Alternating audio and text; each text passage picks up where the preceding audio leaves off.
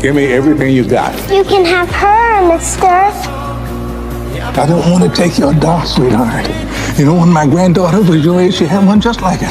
What's her name? Oh, okay, honey, this man has a job to do. His job's robbing banks. No, sweetheart. Just trying to see my family more often. You okay, mister? His mask's too hot for him.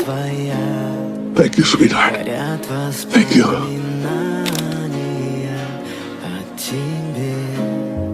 I want you to start with that man over there, okay?